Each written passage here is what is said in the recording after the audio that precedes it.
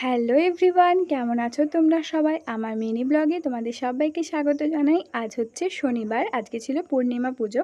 অনেকেই কালকেও করে নিয়েছে, কিন্তু আমাদের বাড়িতে আজকেই হয়েছিল। তা মা পুজো জোগাড় করছিল, আর এদিকে পাশের গ্রাম থেকে এসেছিলো ধর্মরাজের পুজো আছে, সেই জন্য ওই চাল টাকা এগুলো তুলতে।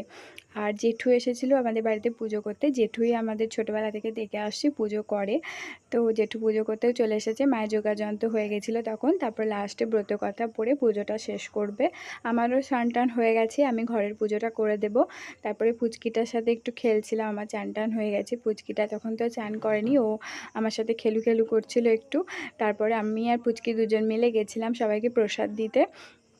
আগে ছোটোবেলাতে আমরা দিতে যেতাম, এখন আর মানে থাকি না, বিয়ে হয়ে গেছে বলে মারাই দিয়ে আসে বা অনেক সময় আসে আর কি নিতে। তারপরে পুচকিটাকে আইসক্রিম কিনে দেওয়া হয়েছিলো, আইসক্রিম খেয়েছিলো। দুপুরের মেনু রেডি, খাওয়া দাওয়া হয়ে গেছে। তো দেখা হবে পরের একটা ব্লগ।